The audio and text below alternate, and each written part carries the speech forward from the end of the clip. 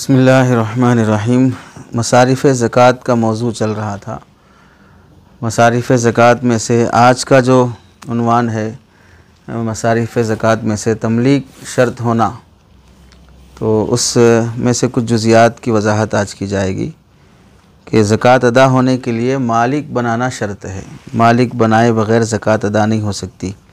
चुनांचे उसमें से पहला मसला है आज का कि अगर कोई आदमी किसी मोहताज और मिस्कीन और गरीब को अपना मकान किराए पर एक मुद्दत तक रहने के लिए दिया और उसका किराया वसूल नहीं किया और ये नियत कर लिया कि किराए में जो वो उसके ज़िम्मे बाकी रहता है उसमें मैं ज़कात की नियत कर लेता हूँ। मसलन ये मकान अगर मैं किसी दूसरे आदमी को देता तो माहाना 5,000 से 10,000 किराया वसूल होता। अब ये गरीब आदमी है, किराया नहीं दे सकता है, तो मेरे ज़िम्मे जो ज़कात वाजिब हो रही है तो वो किराए के बक़दर अपनी ज़कात में से लेस कर लेता हूँ। इस तरह नियत करने से ज़कात अदा नहीं होगी, चूँकि यहाँ पर अपनी ज़कात की रक़म निकाल कर किसी को मुस्तकिल मालिक बनाना साबित नहीं पाया गया। दूसरा मसला है, रिफ़ाही कामों में ज़कात का माल ख़र्च करना जायज़ नहीं है। तो उसी में से अगर किसी मदरसे में या किसी गांव में, किसी बस्ती में हॉस्पिटल बनाने के लिए, स्कूल बनाने के लिए, किसी और तरह की जैसे ओल्ड एज होम बनाने के लिए अगर ज़कात की रक़म इस्तेमाल की जाती है, यतीम खाना बनाने के लिए, तो इस्तेमाल करना जायज़ नहीं है।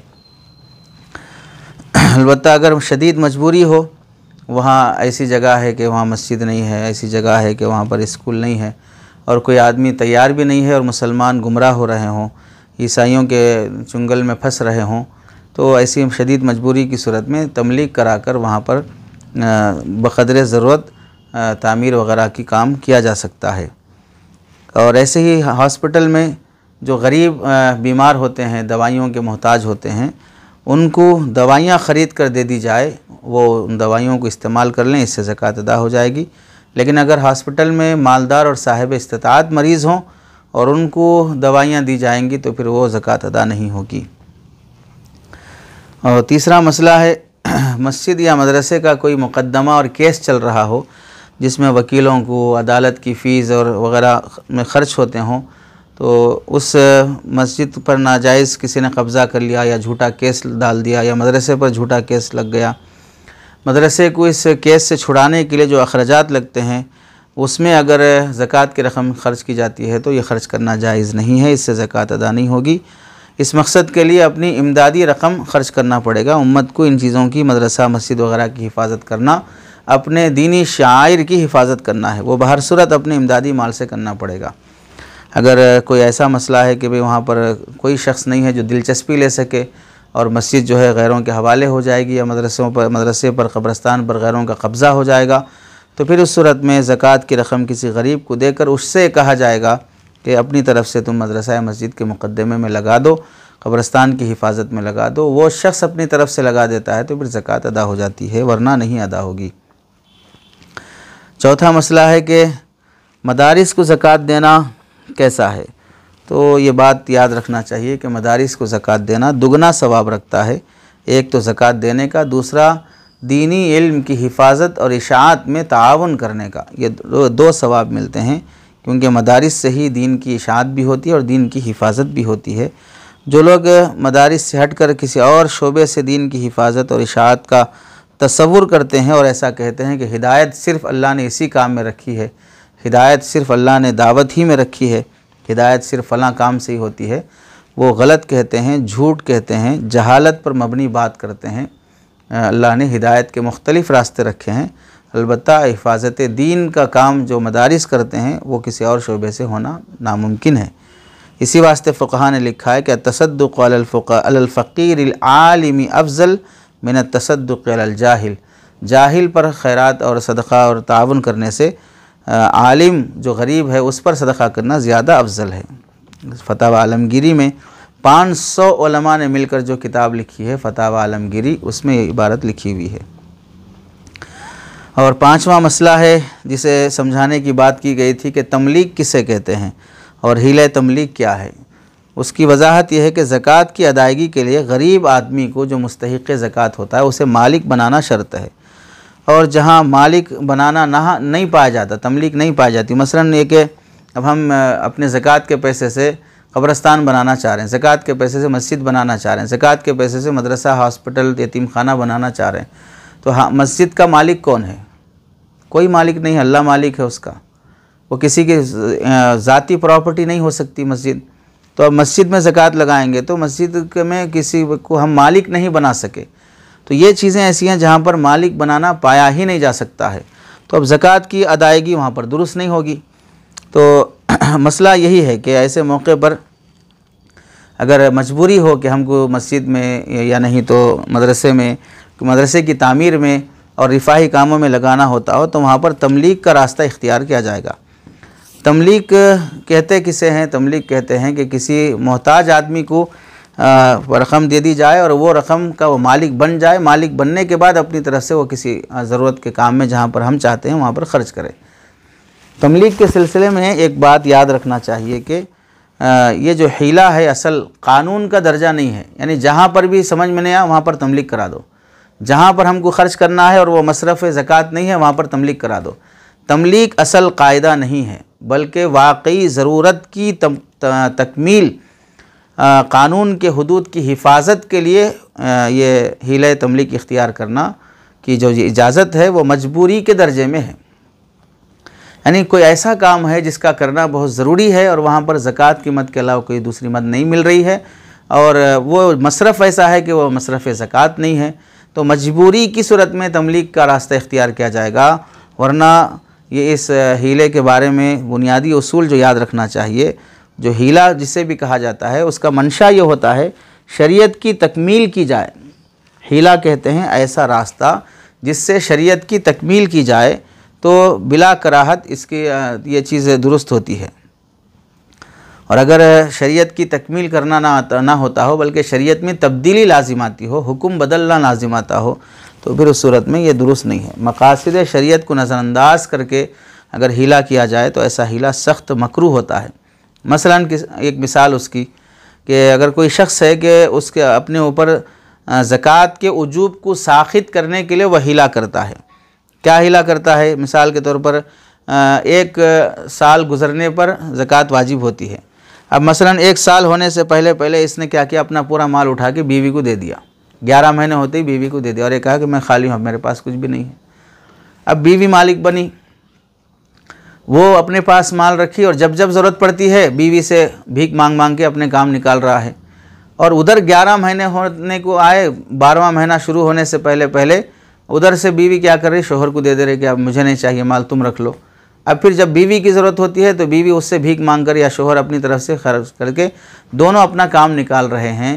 तो जाहिर सी बात है ये जो हीला है ज़कात से बचने का हीला है, ये नाजायज़ और हराम है। अगर कोई ऐसा करते भी हैं तो इस तरह करना जायज़ नहीं है। अलबत्ता अगर कोई दीनी ज़रूरत की तकमील के लिए हीला किया जाए कि जबकि अब इस हीले के अलावा कोई रास्ता नहीं है उस दीन का काम करने के लिए, तो ये दुरुस्त है। जैसे मसलन किसी जगह दीनी पसमानदगी की वजह से मुस्लिम आबादी का दीन और ईमान ख़तरे में है कि वहाँ पर मस्जिद नहीं है, वहाँ पर मदरसा नहीं है, वहाँ पर स्कूल नहीं है, सब के सब ना गैर मुस्लिमों के, ईसाइयों के हैं, मुसलमानों के बच्चे ना नमाज़ पढ़ते हैं ना दीन सीखते हैं। ऐसे मौके पर वहाँ मस्जिद मदरसा बनाने के लिए ज़ाती रकम कोई ख़र्च करने तैयार नहीं है, तो ऐसा इस सूरत में इमदादी रकम वहाँ पर हासिल नहीं हो पा रही है, तो दीनी तालीम का निज़ाम कायम करना उसके बगैर मुश्किल है। तो अब उस सूरत में क्या किया जाएगा, हीला तमलीक इख्तियार किया जाएगा। और तरीक़ा क्या होगा कि किसी गरीब और मोहताज को पैसा देकर ये कहेंगे कि भाई तुम अपनी तरफ से वहाँ पर मस्जिद बना दो, वहाँ पर मदरसा बना दो। वो अपनी मर्ज़ी से करता है, ठीक है, नहीं तो उसकी मर्ज़ी है। जहाँ हीले की ज़रूरत पूरी हो सकती है वहाँ हीला तमलीक, जहाँ हीले के बग़ैर, हीला तमलीक के बग़ैर काम निकल जा सकता हो दूसरे मद्दात से, वहाँ ये हीला इख्तियार करना नाजायज़ और हराम है। चुनांचे देखिए कि आजकल हीला तमलीक अपनाने में बहुत लापरवाही की जाती है। करोड़ों रुपए, लाखों रुपए ये कह कर ले लिए जाते हैं कि भाई अगर नहीं हो सकता तो कोई मसला नहीं, आप दे दें, हम तमलीक करा के कर लेंगे, हम तमलीक करा के कर लेंगे। आम तौर पर हीले को कानून का दर्जा दे दिया गया है, जबकि कानून का दर्जा नहीं है, ये मजबूरी का दर्जा है। तो ज़कात की जो रक़मात बेतकल्लुफ़ हीला तमलीक के बाद गैर मसरफ़ में सर्फ़ की जाती हैं और इस बेहतियाती का एहसास तक भी नहीं किया जाता, हालांकि ये मामला बहुत नाजुक है, इसलिए चाहिए कि जो मुब्तला भी शख्स है वो ये सोचे कि मैं अल्लाह के सामने क्या जवाब दूंगा जो हरकत मैं कर रहा हूँ। क्या वाक़ियतन फ़ुक़हा इसकी इजाज़त देते हैं? क्या हीला तमलीक वाक़ियतन एक क़ानून का दर्जा है? अगर हम इस सिलसिले में नफ्स की बातों और उसकी मुलम्मा साजी में मुब्तला होने के बजाय किसी साहिब दिल से और साहिब दिल मुफ्ती से रुजू होकर अपने मामले को सामने रखा जाए, वो अगर इजाज़त देते हों तो फिर इस सिलसिले में हमें आगे बढ़ना चाहिए, वरना अपनी तरफ से इन मसाइल में मुब्तला होने में आदमी कभी भी ख़तरे में पड़ा रहता है, अल्लाह के सामने चेहरा दिखाने के काबिल नहीं रहता है। हीला तमलीक, और इसमें छठवां मसला ये है कि हीला तमलीक की सूरतें क्या हैं। पहली सूरत यह है कि फ़कीर को ज़कात का माल बिल्कुलिया मालिक बना दिया जाए। मालिक बना देने का तरीक़ा यह है कि ये पैसे उससे कह देंगे भाई ये तुम्हारे हैं, ज़कात की रकम में ले लो, वो अब उसकी मर्ज़ी हो, जो चाहे करना है कर ले। फिर उससे दूसरे मरहले में यानी उसी महफ़िल में या बाद में जैसा भी हो, उससे कहा जाए कि फ़लाँ जगह पर ख़र्च करने की ज़रूरत है, तुम अपनी तरफ से इसमें से जो रखना है अपनी मर्ज़ी से रख लो, और जो अपनी मर्ज़ी से ख़र्च कर सकते हो ख़र्च कर दो उस जगह पर ज़रूरत। मसलन है कि किसी सादात घराने वालों को देना है, या मस्जिद बनाना है, या मदरसा बनाना है, या किसी भी कार खैर में ख़र्च करना है, अगर वो शख्स बरज़ा व रग़बत उस जगह ख़र्च कर दे तो उस अमल का सवाब उसे मिलेगा और ज़कात देने वाले की ज़कात भी अदा हो जाएगी। ऐसा नहीं है कि हम देने से पहले बोल कर देंगे, अगर वहाँ ख़र्च करते बोले तो दे रहे तुम्हारे, इसमें से तुम भी थोड़ा रख लो, बाकी वहाँ सब खर्च कर दो, वरना फिर नहीं देते। यानी कंडीशन वाला, शर्त वाला मामला रख कर देना ये हीले तमलीक में शामिल नहीं, वरना तो वो मालिक ही नहीं बना और उसकी रज़ा रग़बत भी शामिल नहीं हुई देने करने के सिलसिले में। और दूसरी शक्ल ये होती है कि फ़कीर से कहा जाए, जो मोहताज आदमी है उससे कहा जाए कि तुम अपने तौर पर किसी से कर्ज़ लेकर फ़लाँ मस्जिद मदरसे की तामीर में लगा दो, अब तुम्हारा जो कर्ज़ा है वो कर्ज़ा हम ज़कात की रकम से अदा कर देंगे और तुमको ज़कात की रकम दे देंगे, अब तुम अपना वो जो कर्ज़ा है वो अदा कर लो। ये भी एक शक्ल है। तीसरी शक्ल है कि मदरसे का जितना माहाना ख़र्च है उस ख़र्च में मतबख का, तालीम का, तनख्वाह का, मुदर्रिसीन का जितने अखराजात हैं सारे अखराजात को हिसाब किया जाए कि माहाना कितना ख़र्च हो रहा। मसलन 5 लाख रुपए, 4 लाख रुपए माहाना ख़र्च है, तो अब देखें कि तलबा की तादाद कितनी है। मसलन 200 तलबा की तादाद है, तो अब जो ज़कात की रकम वसूल होगी तो माहाना 4 लाख रुपए को 200 तलबा पे ख़र्च तकसीम किया जाए तो एक तालिब इल्म पर कितने हज़ार का माहाना ख़र्च बैठता है। तो अब उसे देखें, मसलन हर बच्चे पर 2000 रुपये का ख़र्च बैठता है, तो 2000 रुपये की फ़ीस हर बच्चे पर मुतय्यन कर दी जाए, और जब महीना होते ही तो उस बच्चे से कहा जाए कि फ़ीस लाइए। अब फ़ीस उसके पास नहीं है तो फिर फ़ीस का अदा करने की, फ़ीस में तावन करने का एक काउंटर रहे, जहाँ पर वो इस बच्चे को फ़ीस की रकम दे दें कि भाई तुम्हारे इस महीने की फ़ीस है, ले जाएं अपनी फ़ीस जमा करें। अब वो बच्चा फ़ीस की शक्ल में वो रकम लाकर जमा कर रहा है, तो इस तरह उस मदरसे की हर ज़रूरत में अब वो रकम ख़र्च करना जायज़ हो जाएगा। ये शक्ल नहीं होगी कि भाई हम बच्चे को सामने बिठाएं और ये कहें कि भाई ये पैसा है ज़कात का, ये तुम अपनी तरफ से फ़लाँ मोहतमिम साहब को या फ़लाँ को दे दो। अब वो बच्चा कहेगा मैं अपनी तरफ से देने तैयार नहीं हूँ, मुझे बहुत सारे ख़र्चे हैं, मुझे मोबाइल लेना है, मुझे किताबें लेना है, फ़लाँ लेना है। अगर वो दफ्तर से उठ के चले जाता है तो फिर उस पर कुछ उंगली नहीं उठाना चाहिए, उस पर दबाव नहीं डालना चाहिए, उसका मदरसे से इखराज नहीं होना चाहिए। उसकी मर्ज़ी है, उसका इख्तियार है, वो ले जा, वो मोहताज था, मुस्तहिक़ ज़कात था, उसे ज़कात दिए, अब वो अपनी मर्ज़ी से ले जा रहा है, उसे हम पूछ नहीं सकते। लेकिन अगर दबाव वाली कैफियत आ गई तो मतलब हुआ रज़ा व रग़बत यहाँ पर नहीं पाई गई। तमलीक इसे नहीं कहते हैं। फिर इख्तियार और मर्ज़ी का दखल होना चाहिए और उसे तसव्वुर होना चाहिए कि मैं अब इसका मालिक बन गया, अब ये मेरी मर्ज़ी से ख़र्च होगा जहाँ भी हो। पहली बात तो है कि ऐसा कम करने वाले लोग कम पाए जाते हैं। ऐसा करना, हीला तमलीक भी सही तरीक़े से करना चाहिए। पहली गलती तो यह है हीला तमलीक को असल क़ानून क़रार नहीं देना। दूसरी गलती है कि हीला तमलीक की शक्ल बिगाड़ कर करना, ये मुनासिब नहीं है। और 7वां मसला इस सिलसिले में यह है कि जो मदारिस वालों को पेश आता है कि बाज़ मदारिस में तलबा के दाखिला फ़ार्म पर लिख दिया जाता है कि मसलन मैं मोहतमिम साहब को अपनी तरफ से मदरसे के फ़ंड में ज़कात वसूल करके और फिर ज़रूरियात में ख़र्च करने का इख्तियार देता हूँ, और उस पर बच्चे की दस्तखत होती है। तो इस तरह एडमिशन फॉर्म पर इस तरह की इबारत लिखा कर और उस पर दस्तखत कराने से हीले तमलीग की इजाज़त नहीं मिलती है। ये महज़ इस इजाज़त को हीले तमलीग का समझना दुरुस्त नहीं है। ये कागज़ी कार्रवाई है बस, क्योंकि इसमें लेता भी नाजिम ही है, ख़र्च करता भी नाजिम ही है। जिस जो असल मुस्तहिक़ है उसका ना कब्ज़ा रहता, ना उसकी मिल्कियत रहती, ना उसको मालूम रहता कि मेरे नाम पे कितना आ रहा है, मेरे नाम पे कहाँ कितना जा रहा है। तो इस वास्ते इस तरह की तवकील मोतबर मानने के सिलसिले में बाज़ अकाबिर मुफ्तियान इज़ाम ने इसमें तरद्दुद ज़ाहिर किया है और इस पर इस शक्ल पर एतमाद नहीं किया है, ख़्वाह वो किसी भी इदारे से मुताल्लिक़ हो। हज़रत मौलाना मुफ्ती सलमान मंसूरपुरी साहब दामद बरकातुहूम ने यही तहरीर फरमाया है। महमूदुल फतावा में हज़रत मुफ्ती अहमद ख़ानपुरी साहब दामद बरकातुहूम ने भी यही लिखा है।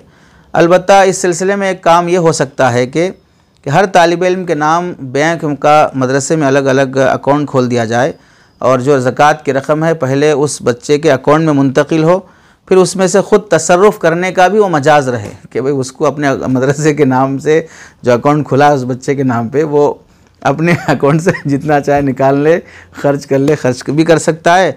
उसके बाद वो मोहतरम साहब को अपने खाते में से निकाल कर देने के हक़दार भी हो सकता है। तो ये इजाज़त मोतबर मानी जाएगी। इसके बरखिलाफ़ जहाँ पर तालिब इल्म का कुछ इख्तियार ही नहीं रहता है वहाँ पर तो तवकील का कोई मतलब भी बाकी नहीं रहता। लेकिन ये कि अगर इस तरह अकाउंट बनाया जाएगा तो जाहिर सी बात है बच्चा अकाउंट में 1 मिनट भी पैसे रहने नहीं देगा। जैसे ही मैसेज आएगा कि मेरे अकाउंट में ज़कात के पैसे आए हैं, मोहतमिम साहब को ख़बर होने से पहले वो सारे पैसे ख़बर में चले जाएंगे। यानी ऐसा बिलउमूम नहीं होता, पैसा ऐसी चीज़ है। ज़्यादा बेहतर यही है कि फार्म वाले मामले का को भी इख्तियार न किया जाए और ये अकाउंट वाला मामला भी हर बच्चे के नाम पे अकाउंट संभालेगा कौन, फिर आखिर हर बच्चे के अकाउंट में से निकाल कर वसूल करके देने का निज़ाम बनाएगा कौन, आखिर ये भी एक बड़ा मसला है। तो फ़ीस वाला सिस्टम ही ज़्यादा बेहतर है मदारिस में कि फ़ीस लाजिम कर दी जाए और ये चंदों की खातिर दुकान दुकान घर घर फिर कर डबल बोझ और ज़िम्मेदारियां लेने के बजाय जिस पर हम मेहनत कर रहे हैं वो हमारा ताउन करे और ख़र्च करके पढ़े। ये ज़्यादा राहत वाला मामला है मौजूदा ज़माने में।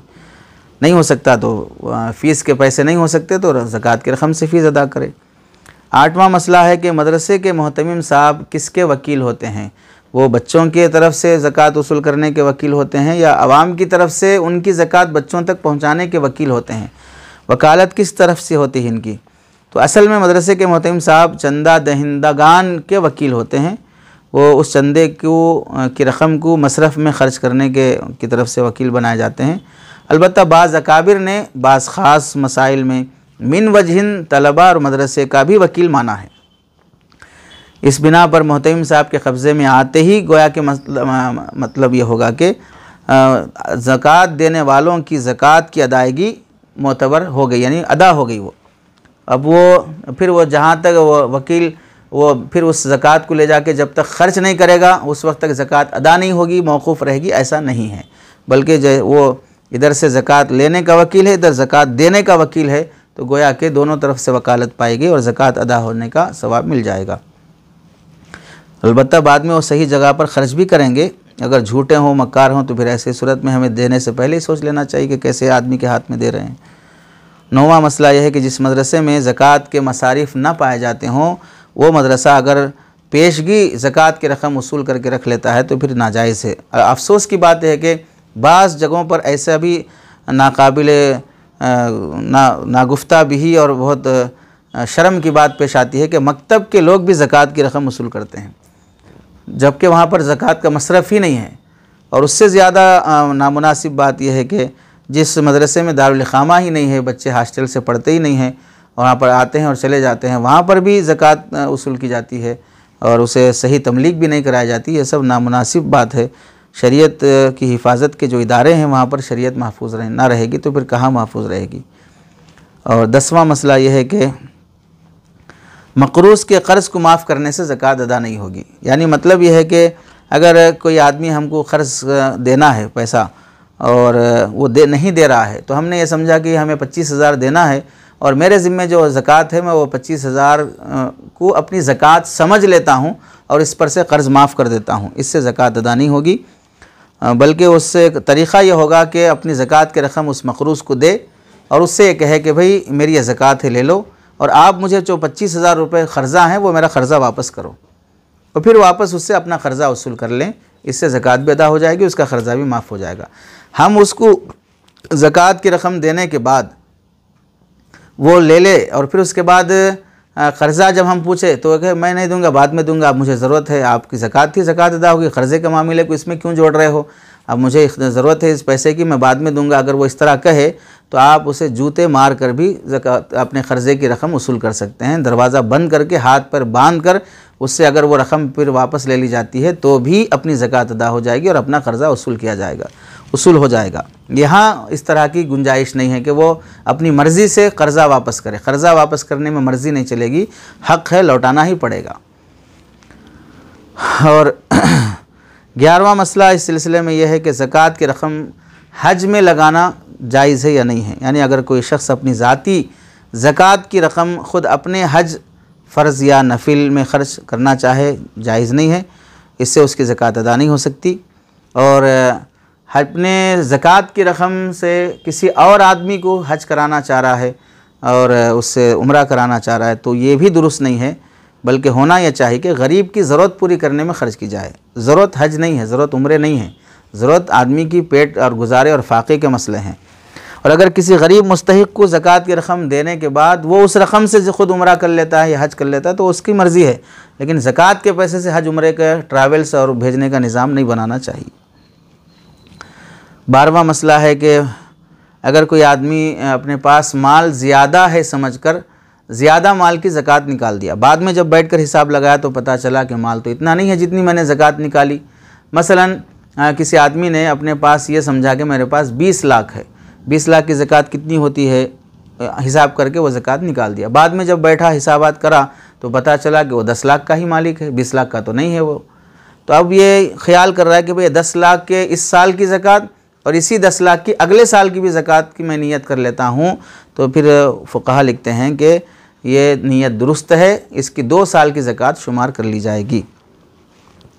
13वां मसला है कि ज़कात को एक शहर से दूसरे शहर मुंतकिल करना कैसा है।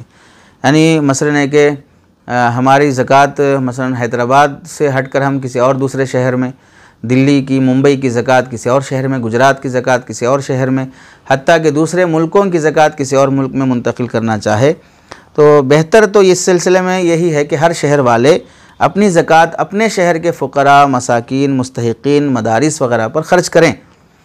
लेकिन अगर दूसरी जगह के लोग उस शहर से ज़्यादा मुस्तहिक़ हैं तो वहाँ पर ज़कात की रकम भेजने में कोई हरज नहीं है, जायज़ है बिल्कुल। मतलब बहुत से रिश्तेदार ज़रूरतमंद दूसरे शहर में रहते हैं, बहुत से मदारिस ऐसे पसमानदा इलाक़ों में होते हैं जहाँ ताउन करना दीन की बका के लिए बहुत ज़रूरी होता है और वहाँ के लोग ज़कात से और किसी भी मद से रकम नहीं देते हैं, तो वहाँ रकम भेजना सिर्फ जायज़ ही नहीं बल्कि सवाब का ज़रिया है। ज़ाहिर सी बात है, अल्लाह के नबी अलैहिस्सलाम के पास यमन का, मुल्क शाम का, मिस्र का, यानी जहाँ जो कंट्रीज़ उस ज़माने में आपने फ़तह किए थे वहाँ की ज़कात की रकम मदीना आकर जमा होती थी, वहीं पर ख़र्च नहीं हो जाती थी पूरी। तो इससे ख़ुद साबित होता है कि दूसरे शहरों में ज़रूरत के पेश नज़र ज़कात मुंतकिल की जा सकती है। 14वां मसला यह है कि रमज़ान में ज़कात अदा करने का सवाब कितना है। रमज़ान मुबारक में चूँकि हर फ़र्ज़ का सवाब 70 गुना बढ़ जाता है, इसलिए रमज़ान में ज़कात देने में इंशाअल्लाह 70 गुना सवाब मिलेगा। लेकिन ये गलती ये पाई जाती है कि लोग रमज़ान के महीने को ज़कात का महीना समझ कर रखे हैं, चाहे वो मालिक कभी भी बने और साल कभी भी उनका मुकम्मल हो, लेकिन ज़कात अदा करेंगे सिर्फ रमज़ान में। ये गलत बात है। इससे कई बार ऐसा होता है कि ज़कात सही तरीक़े से अदा नहीं होती है, इसलिए उलमा से पूछ लेना चाहिए। सारी ज़कात रमज़ान में ही निकाल दी जाए ऐसा भी ज़रूरी नहीं है, गैर रमज़ान में भी फ़ुक़रा की ज़रूरतें रहती हैं, ख़याल रखते रहना चाहिए। हस्बे ज़रूरत और मसलिहत ख़र्च करने का अहतमाम होना चाहिए। ज़कात से रमज़ान में उड़ा दिए, फिर उसके बाद में जो ज़रूरतमंद आ रहा है कह रहे नहीं हो गया, सब ख़त्म हो गया, रमज़ान चला गया, अब कुछ भी नहीं है, अब फिर रमज़ान आने के बाद देखें 11 महीने तक इंतज़ार करते बैठेगा ज़रूरतमंद आदमी, 11 महीने में तो बीमार क़ब्रिस्तान में चला जाएगा। तो हस्बे ज़रूरत ख़र्च करना चाहिए, रमज़ान में ही पूरी ज़कात निपटाने की कोशिश नहीं करना चाहिए। सवाब की तरफ से तवज्जो ज़्यादा रहने से भी ज़रूरत की तरफ तवज्जो ज़्यादा रहना चाहिए। ज़रूरत पर देने वाले भी सवाब अल्लाह ही हैं, रमज़ान में सवाब देने वाले भी अल्लाह ही हैं।